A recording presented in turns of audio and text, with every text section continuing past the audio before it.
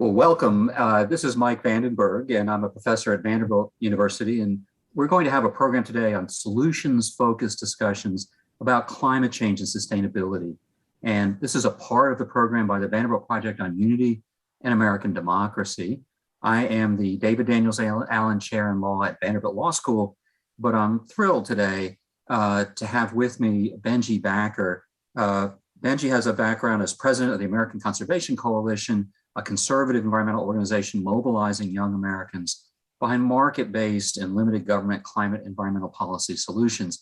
I come from the perspective of a former partner in a law firm and a regulator. So I've been in government, but Benji, your perspective has been more from the free market side. Can you say a little more about that? Yeah, well, thank you, Professor. It's an honor to be with you. And I want to thank Vanderbilt for inviting us to have this conversation, because it's very rare these days that you actually get to have a solutions-based conversation instead of just a political back and forth, throwing the football around, trying to own the other side and get people upset and angry. And so I'm just really excited to talk about something that young people care about, probably more than any other issue in terms of their unanimous agreement on it. And that is climate change and the environment. And I come from a conservative background. I grew up in Wisconsin. I was very active in Wisconsin politics from the age of 10. I was knocking doors and making phone calls before my voice had even changed, in a family that wasn't political. But my family was very environmentally focused. And so as I started to go through high school and I knew my passion was the environment as well as politics, I decided, wait, why do I feel like my conservative beliefs are at odds with my environmental passion? Why do I feel like my activism in the political space is at odds with my love for hiking and skiing?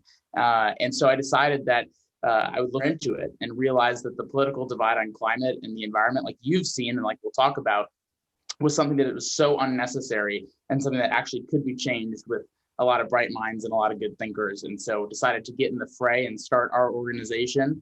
I currently live in Seattle and enjoy the beautiful nature here. And I went to the University of Washington and graduated during COVID in 2020. So Benji, we certainly are excited to have you on the program. And one of the things that brought me to the table on these issues, I grew up in the South and I grew up among liberals and conservatives, and we didn't have a great divide on environmental issues when I grew up. And then I worked as the chief of staff at EPA during the Clinton administration. We worked across the table with Republicans and Democrats. And it feels to me as though we're seeing less of that these days. And what I try to do at Vanderbilt is work with social psychologists and economists and sociologists and others to try to understand what's going on, to see if we can find out how people are thinking differently than maybe they did 20 or 30 years ago and what we can do about it. So I think it's a really exciting chance here today for us to communicate between the academic world and the policy world that you're functioning at the same time. So one of the things I'd like to do is I like to start talks when I give them by asking people, which organization reduced or committed to reduce greenhouse gas emissions by 1 billion tons by 2030. And I ask one audience after another about that, and I always get some kind of government entity. But the right answer is Walmart. Through Project Gigaton, working with environmental groups, Walmart committed to 1 billion tons of emissions reductions. And to me, that's just an example of what we sometimes think of as a failure of imagination. People have a really hard time understanding and imagining what the solutions might be. A great example from my perspective is the 9/11 Commission, which said the biggest failure wasn't a lack of data or something like that. It was a failure of imagination among the key players to imagine that that event could occur. And I love this quote. I'm going to have to read it to you. I don't like to look down in a program like this, but this is a quote from the famous Captain Edward Smith of the Titanic. "I cannot imagine any condition which would cause this ship to founder." But of course, we know what happened to the Titanic. So my hope for our audience today is that no one will become Captain Smith, that we'll have the imagination to be able to think about what the other side is thinking. A doctor I work with a lot at Vanderbilt as we try to decarbonize some of our medical center describes this as empathy, that we don't need to agree with others, but we need to try to understand what they're thinking. Do you see empathy as being a part of the solution here? Absolutely. I mean, if we look back at this issue and we look at young people, this is an overwhelmingly important issue for us, and we want to work together on it. but we also are oftentimes lacking the ability to talk to each other about tough issues. Our generation is really focused on either getting active in politics and engaging in some of that divisive rhetoric, or just avoiding it because it's so divisive. And instead of engaging in either of those options, I think that we should be looking at a different approach, which is the ability to talk to people who have different opinions, because they all have different upbringings and have a different way of thinking. And we need all of those ideas to solve the problem. We need ideas from people who grew up in rural communities, suburban communities, urban communities, people who are incredibly conservative or incredibly liberal or incredibly moderate. We need people who don't care about politics at all and those who are super interested. And best of all, we need good ideas. We need entrepreneurship. We need so many people to come to the table and say, here's something that I've thought about that maybe hasn't been thought about. Because the reality is climate change touches every part of society. It touches every part of our lives, and it touches every part of the globe. And that means that solutions will come from new ideas and imagination and things that didn't exist before. And if we hadn't approached it with that level of kind of complexity, but also inspiration and hope, we wouldn't have some of the solutions that we already do today, like a Tesla or a hybrid vehicle, or a lot of these incredible solutions, a Walmart talking about 1 billion tons. These are the sorts of things that come from imagination and come from empathy and come from listening to each other and then moving forward with what is best. And if the rest of the political issues that we tackle or face today can't be seen with that sort of lens, let's at least do it on this issue. Well, to do that, let's talk about what we'll explore over the rest of the program, because I think we have a really good chance here to combine what we know from research results with the real on-the-ground experience you have. And I think that's a remarkable thing. So the first step we'll do is we'll walk through a couple of examples of just how difficult the problem is. And then we'll explore exactly where does polarization come from? What do we know about it? And then, as you mentioned, we've got to avoid doomism. And we'll look at some of the things we can all do and what some of the reasons for optimism might be.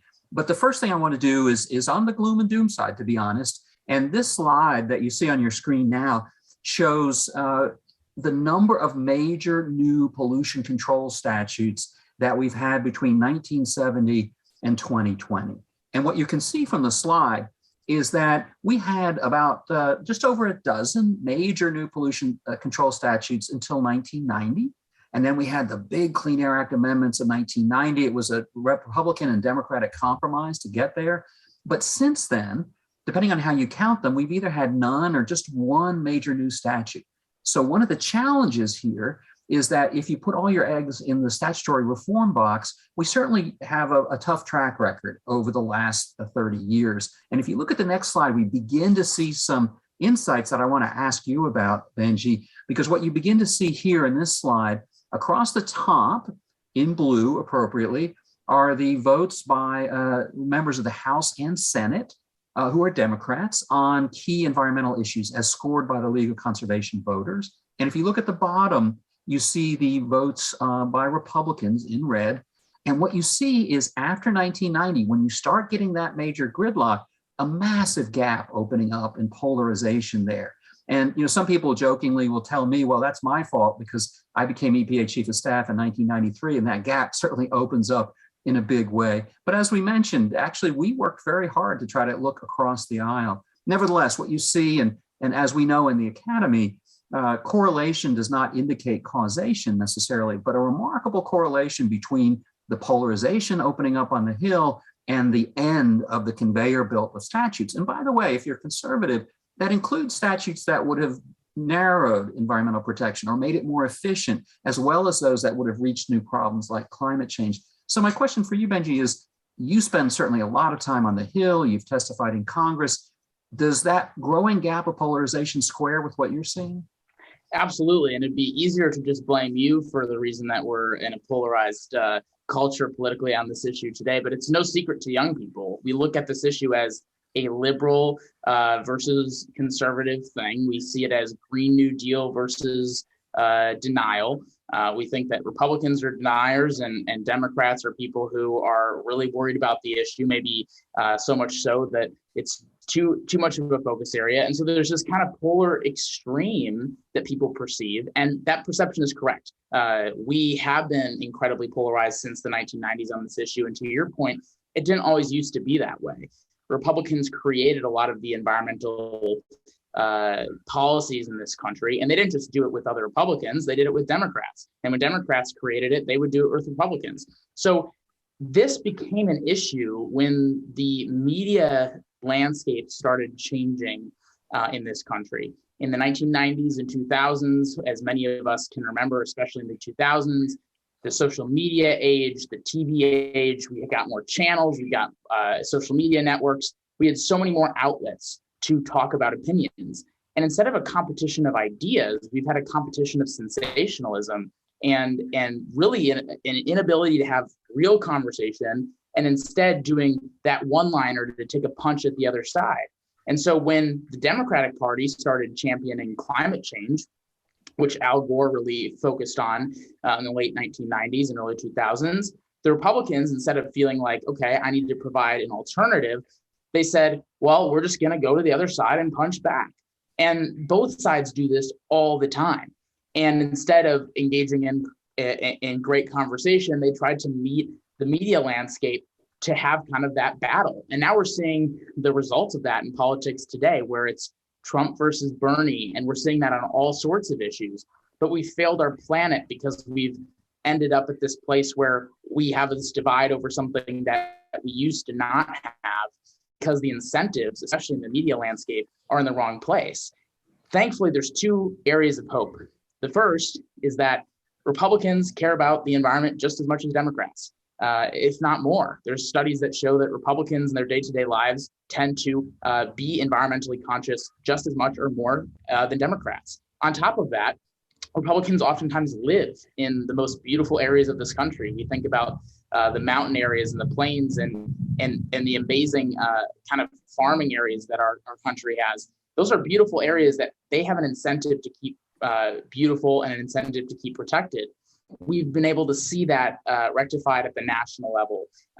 We have found that now over the last 5 years, Republicans are coming to the table more than ever on climate change, that there is a bipartisan swing happening. And it's because our generation has been so sick of the divide that we've been able to start pushing back against it and push more towards the middle instead of to the extremes.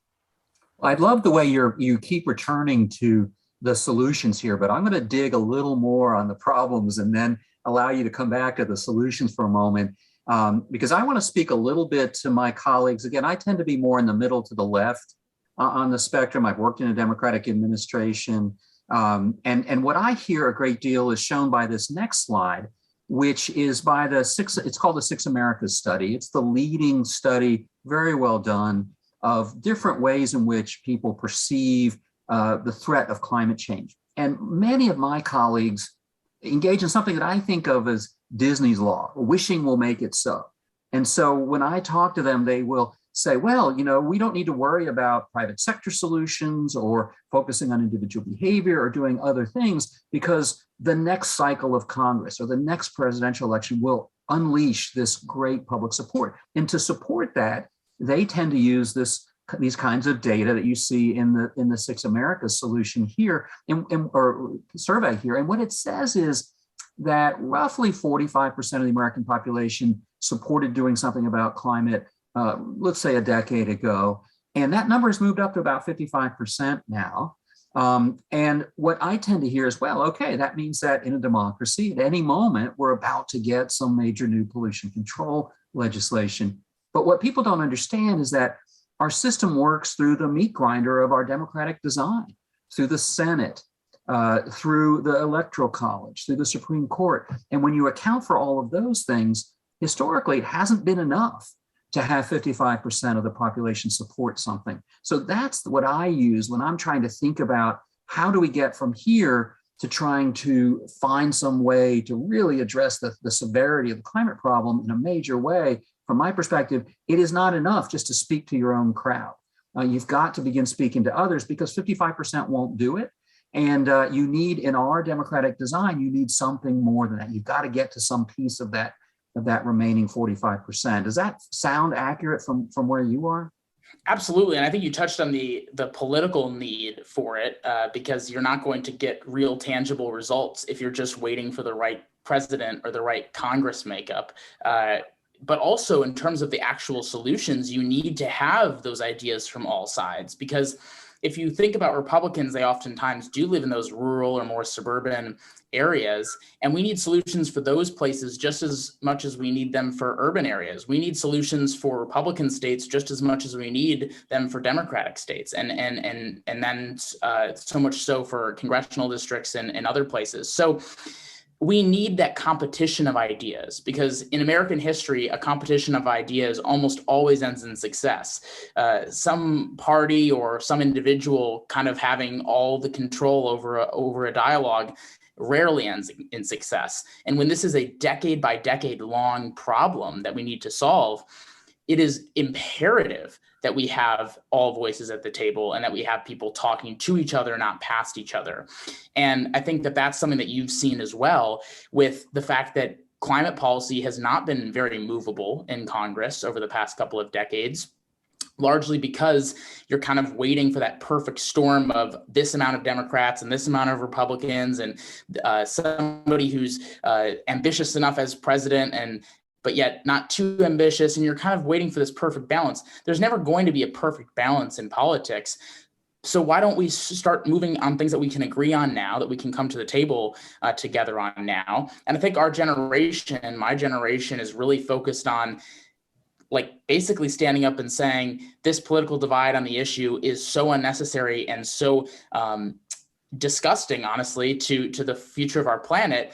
Let's start talking to each other and focusing on the solutions that we can get done, because it's politically right, but it's also right for the planet. And to begin to think about how we can frame solutions where we can begin to buy ourselves some time and ultimately create the support necessary to truly solve this problem. One of the things I want to do as a last dig in here into the problems is to show this slide, which demonstrates that Democratic support for climate mitigation over the last decade went up quite a bit, but independent support stayed flat, and Republican support actually went down a little bit in the last decade. So it shows you when you put things into a polarized mindset, you get those kinds of outcomes. And what's so fascinating about that is that we know from work that we and others do on identity and polarization that that can affect the way you think in very fundamental ways. So this next slide shows, it's a complicated slide, but what it shows is that polarization and identity actually affect how you perceive and remember the past. Mm-hmm. So Republicans in the Northeast remember past winters as being colder than they actually were, which of course is consistent with the idea that, well, maybe climate change isn't really that severe or happening. And Democrats remember it as being warmer than it was. And so even our memories of the weather then are affected by these identity groups or polarized worldviews. And I want to show one more slide on this, and then we can keep moving, because it's really remarkable. And I think if we're going to avoid this failure of imagination, again, I'm impressed that that has not happened with you. But one of the things that's fascinating is, for this next slide, it shows that when you eco-label or green label a light bulb that will save people money, Democrats will buy more of it. So the green label induces them to buy more. Oddly enough, Republicans will buy fewer light bulbs when they have a green label. What do you think is going on in the mind of people when they see that green label? I think, honestly, as someone who has traveled to these communities that are perceived as the climate denial communities, or the communities that might not buy those light bulbs, it's largely because they perceive that a climate agenda equals an agenda that's coming for their community and coming for their jobs from an economic standpoint, less so from an environmental standpoint. And let's take West Virginia, for example. If you work in the coal industry and you see something that's all green and nice, you feel like, wow, if I buy this, I'm supporting the agenda that's going to come and take my job and hurt my family.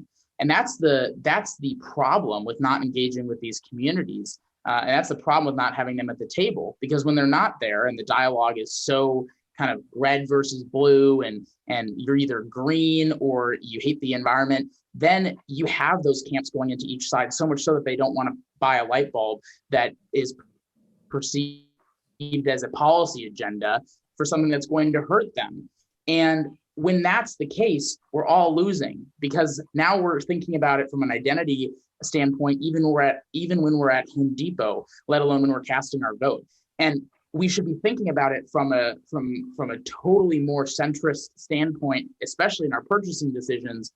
But because the politics have been so divisive, it has really ingrained every part of society, and that like a hybrid vehicle equals a liberal person, and a truck driving person equals a Republican.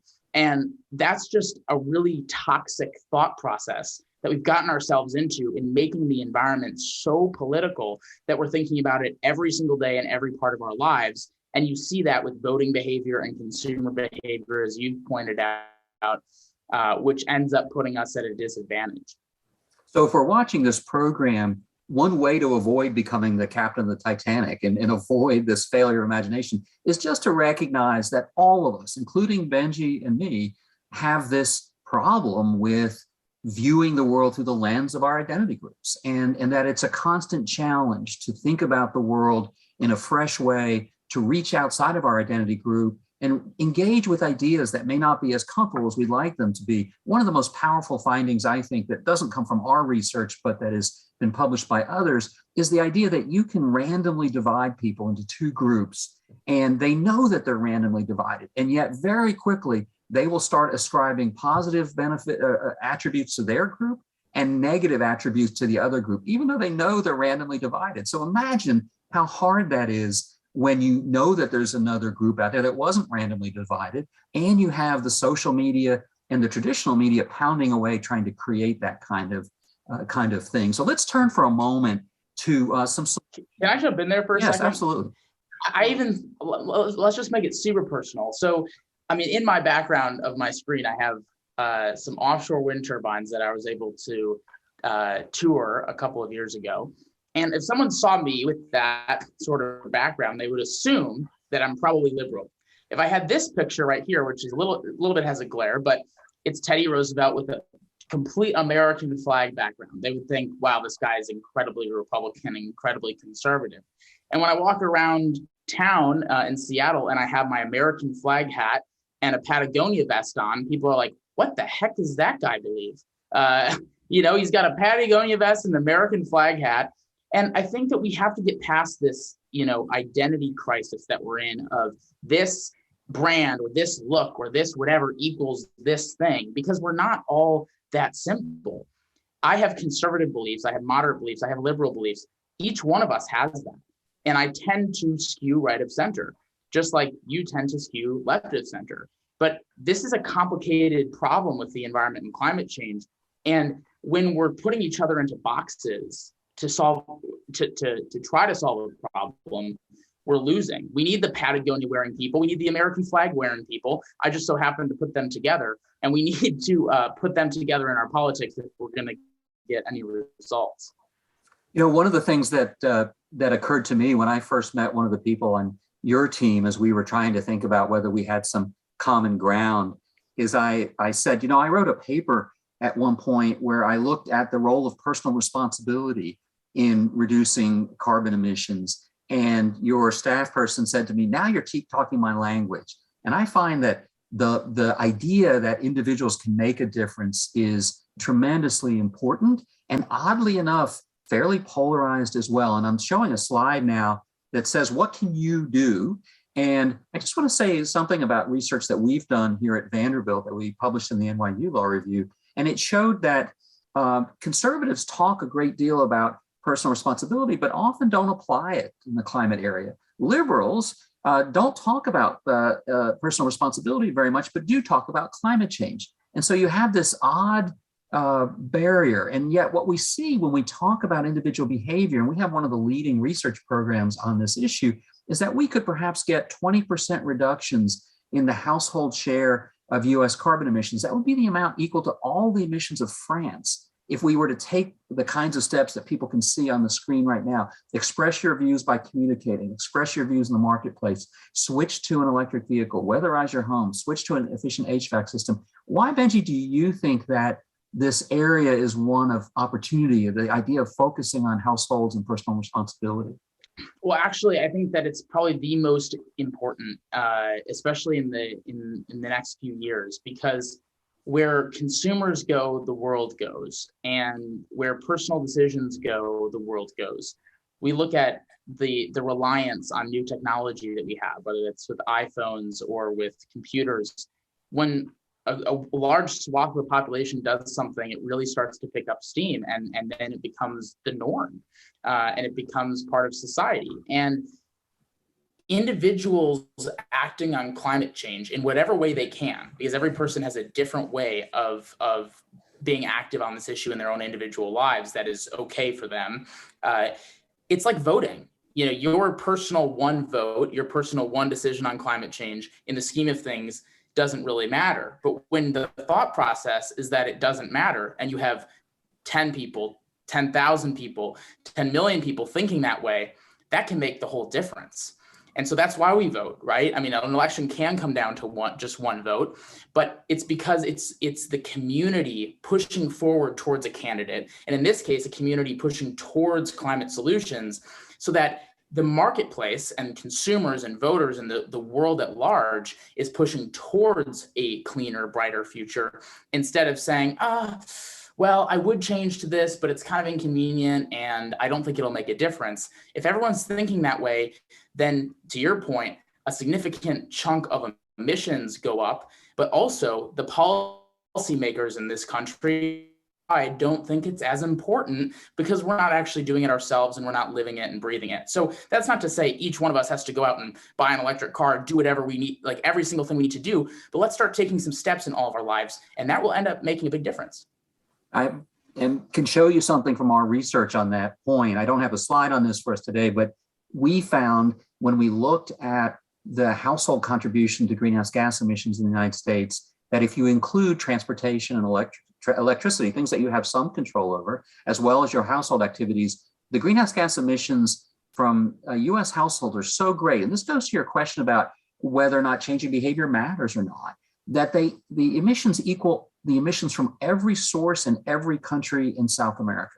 So if you think about even a small percentage change in the US household sector, and if you're thinking of reasons for optimism, a recent study suggested that the uptake of LED light bulbs in the United States is responsible for the leveling off, and the first time since the Second World War, the reduction in household per capita electricity use in the United States, which is a remarkable thing.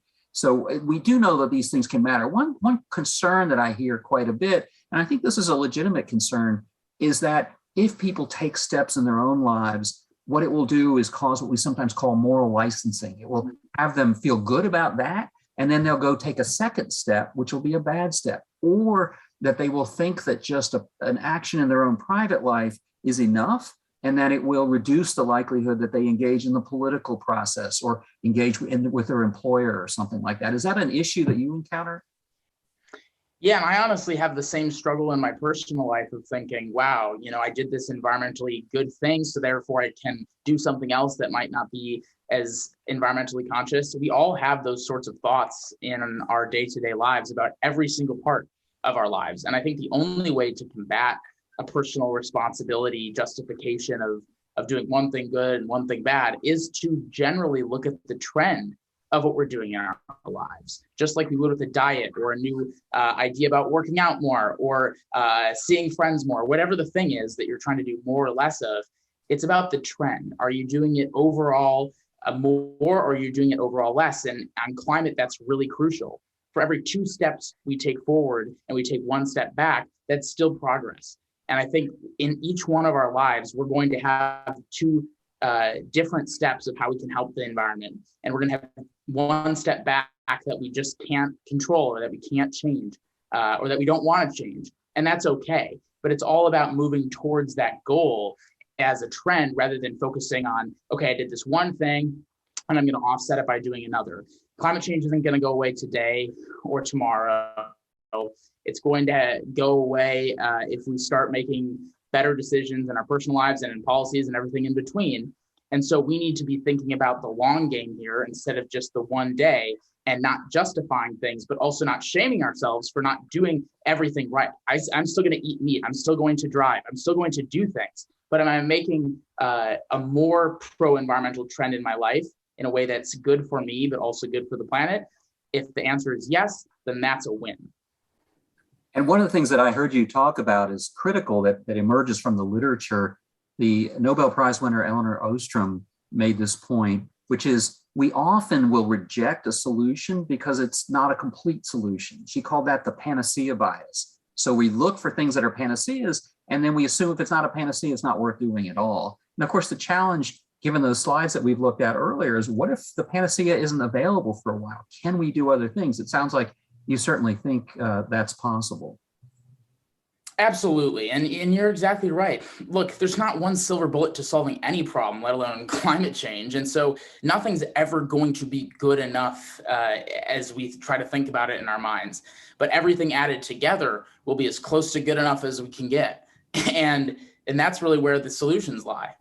So much of what we're trying to do then is to recognize the points that we've talked about already, recognize that people easily fit into these identity groups. They like to do what everyone else around them is doing. That's a social norm effect. They get heavily influenced by social and traditional media, pushing them in different directions. And yet we have an urgent threat in front of us. And so what we do is we try to understand what are the ways in which we can try to reach that 45% of the population that so far you're trying to reach in a big way, and that we are trying to understand. And fascinating research results that we had about a year ago, we're looking at what happens when moderates and conservatives learn about how much the private sector is doing. I mentioned Walmart earlier. They've committed to 1 billion tons of emissions reductions. If you think about that, that's equal to Germany or Japan going carbon neutral for a year.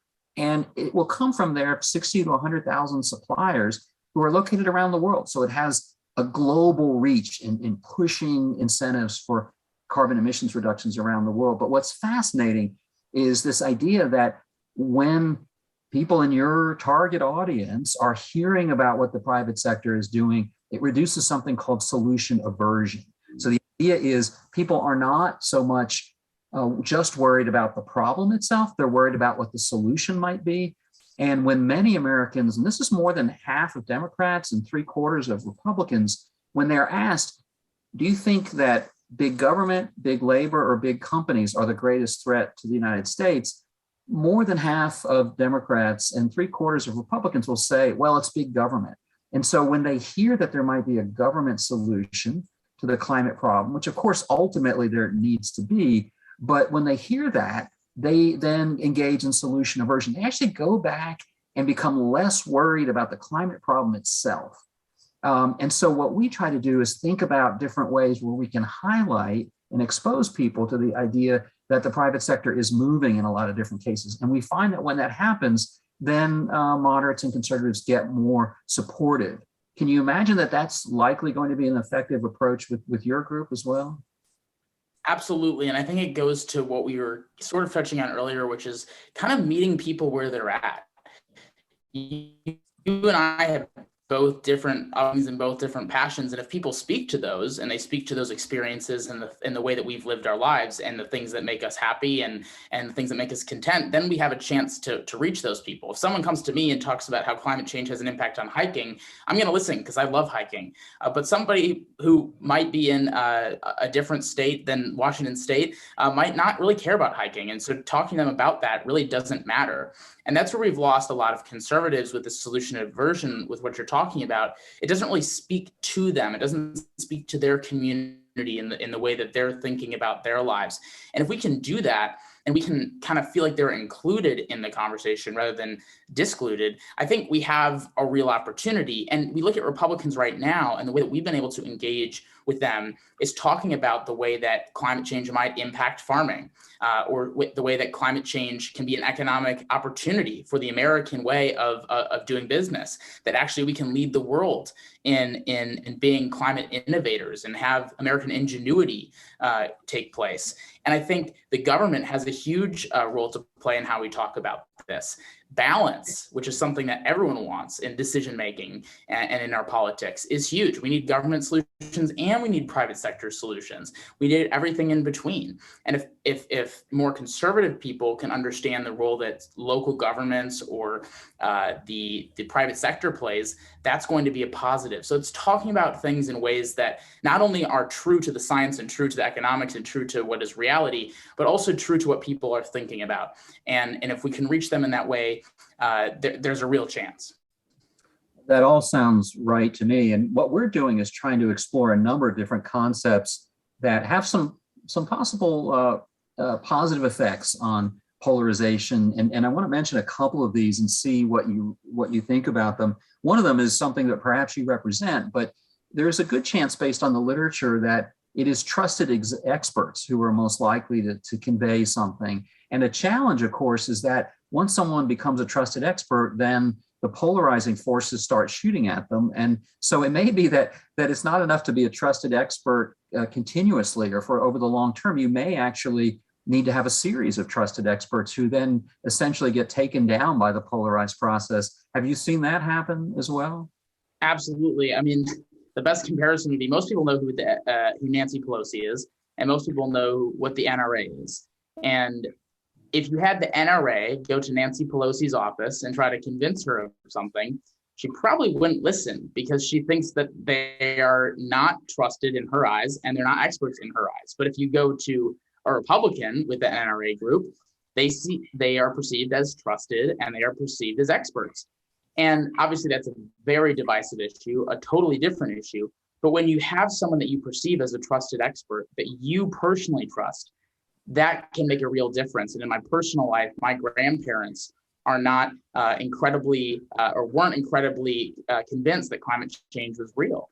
But when I got active in it and they knew that their grandson, who they trusted, was someone who was fighting for reform on climate change, they opened their minds to it. Now they give small donations every year because they're so passionate about supporting their trusted expert grandson or perceived expert. I wouldn't call myself an expert, but that is the power of having your voice or a company's voice or whoever the trusted expert is going to be or a community of people, because it truly changes minds. Al Gore isn't going to is really not going to stir up support with Republican people. Leonardo DiCaprio, that's not the language they speak, and they don't perceive him as an expert. Just like the NRA or Donald Trump isn't going to inspire someone on the left. And obviously those are very polar opposites and there are more people in the middle, but it paints the picture that I think you're trying to illustrate and one that I've seen happen in real life. You know, your phenomenon with your grandparents resonates with what the literature says in social psychology, which is that often one of the biggest effects of recycling is that kids learn to recycle at school and they bring that home and then their parents become recyclers. So there is that intergenerational effect that we see in the literature as well. I want to move to another idea, which is something we're looking into, and it's a big term, but I think has some real possibilities. And this is the idea of superordinate identities. So if identity groups are part of the problem, that is, I fit in one group, you fit in another, we begin immediately ascribing good traits to my group and bad to yours and vice versa.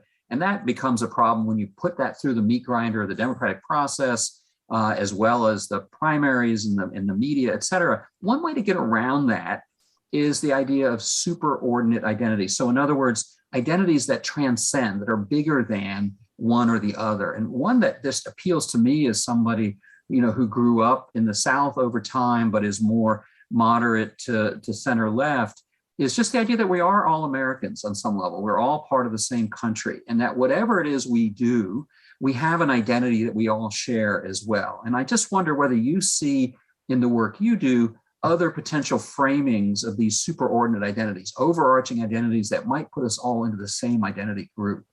Absolutely. And I think finding bigger teams that we can be a part of in this process, depending on, you know, where we grew up and who we are, is better than kind of staying in the groups that we're currently in. And what I mean by that is, obviously, if we're Americans, that's every single person that lives in America. Could include those who are born in America that don't live here. There's a lot of people that can fit within that category, people that aren't here yet.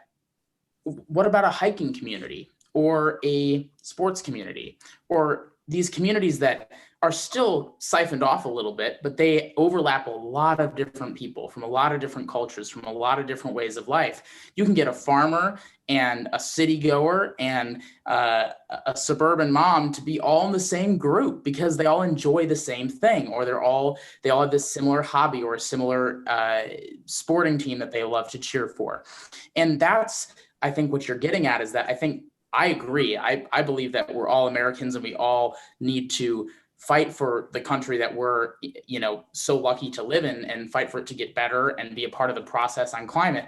But if that doesn't speak to you, what about a community that you're a part of and getting active and spreading the word on climate change there? And I think if we can kind of consolidate all these different boxes that we put ourselves into clearer communities that we can identify with and understand that, oh, that person that's sitting with me on the chairlift, or the person that I just walked by hiking doesn't actually hate me, or doesn't actually hate the things that I do, or hate my beliefs, then we can actually open up our minds to the thought that maybe that person also has a different idea on this issue that we all should care about.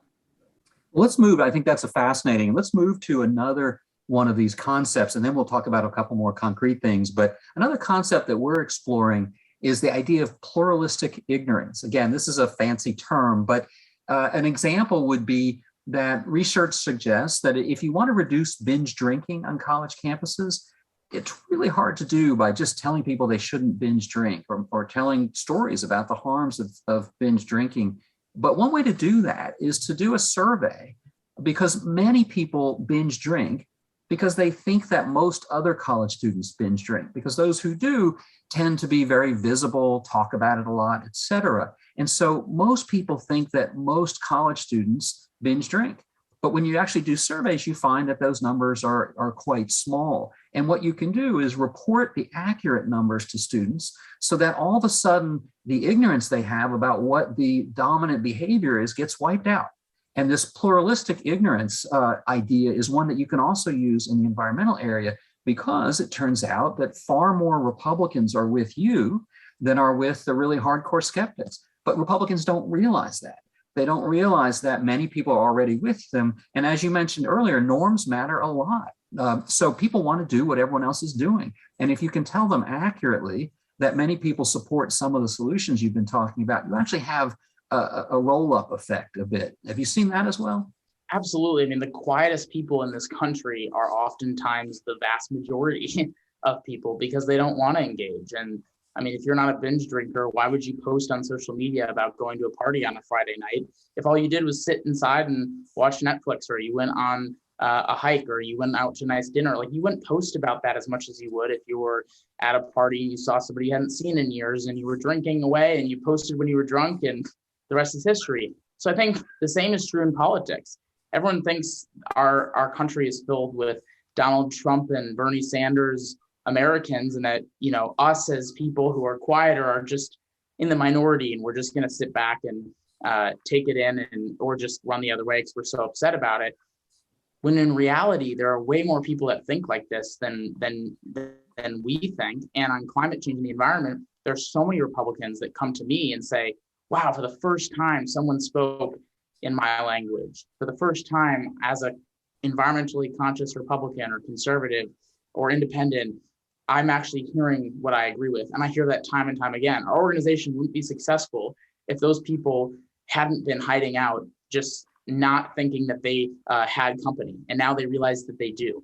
And I think, to your point, we need to be more willing to kind of not speak up for those who are unspoken, because a lot of this stuff we don't even consciously know is unspoken, but start saying things and working with people that actually might not think the way that we put them in their box. I completely agree.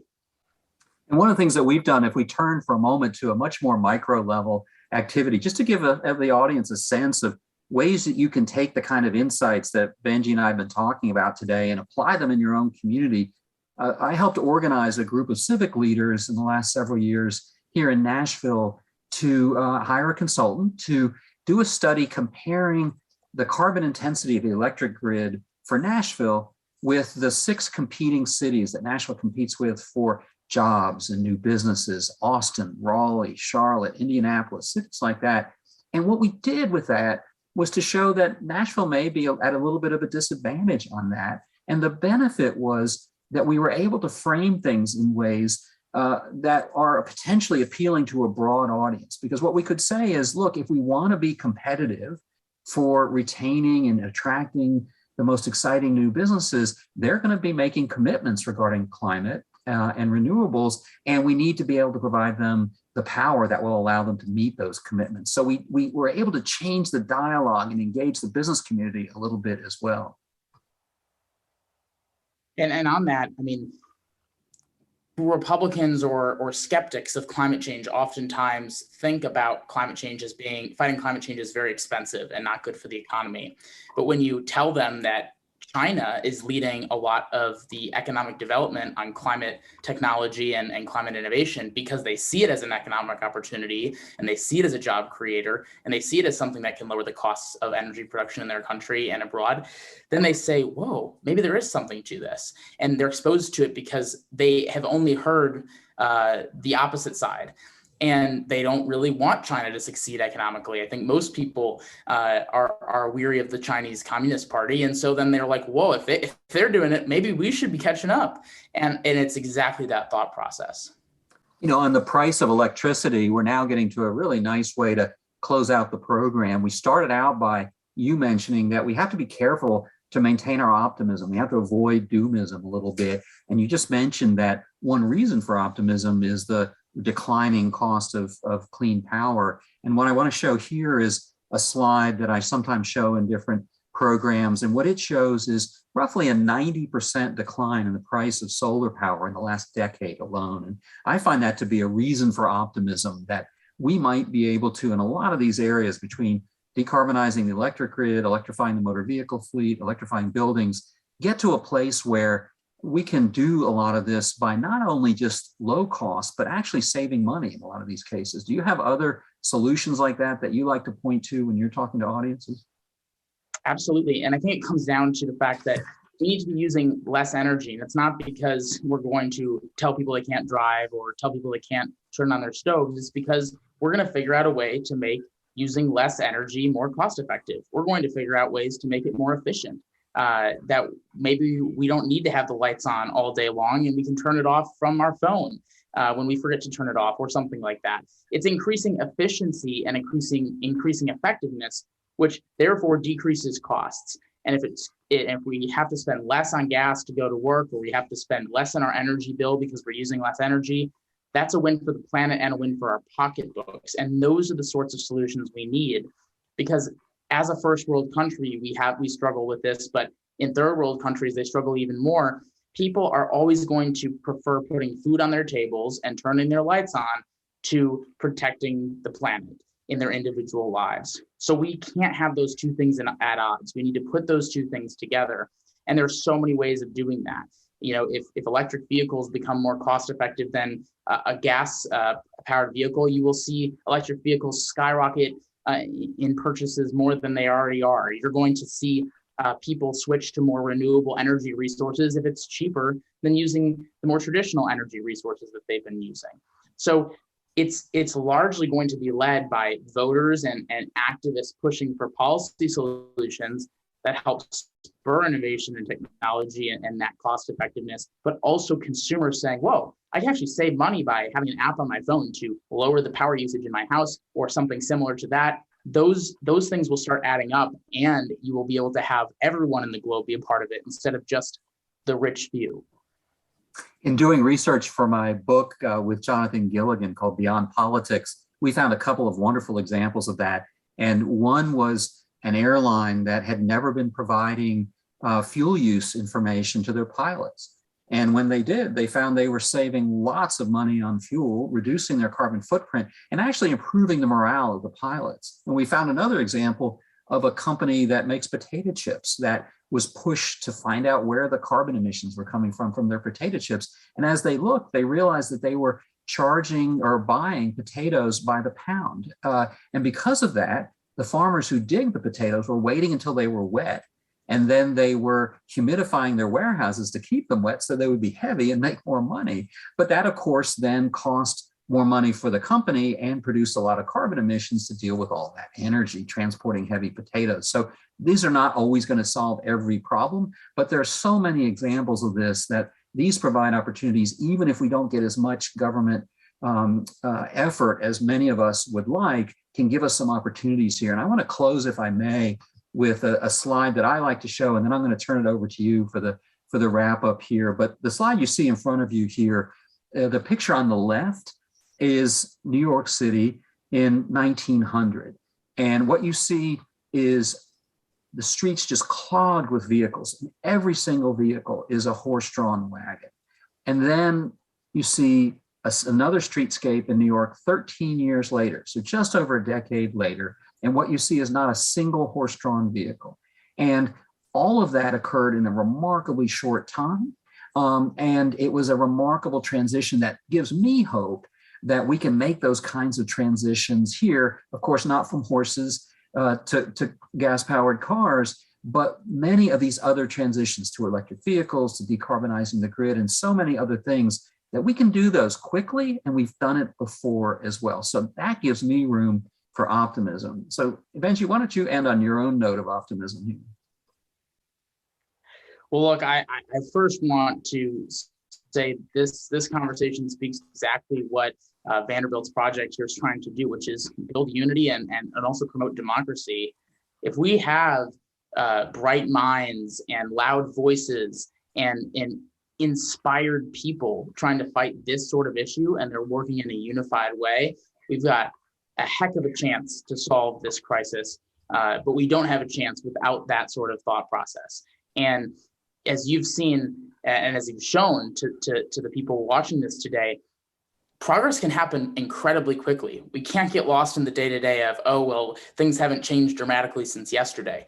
But if we look back 10 years ago and we think about how much has changed since then and how much can change in the next 10 years now, there's a lot of room for optimism. But it will take all of us engaging in the way that is best for us as political activists, as entrepreneurs, as staff members of big organizations, or we're starting our own. There's so much opportunity in each one of our lives, in our personal capacity, in our work capacity, and in our capacity as citizens of not just this country, but of this globe, to find unity and use democracy to spread change to protect this planet. I think we can do it. I know we will do it, actually. And I'm super thankful for the work that you have done, Professor, and the entire Vanderbilt staff and the amazing leadership that they've had in putting these sorts of conversations on. Just honored to be a part of it and hope to be a part of another one very soon.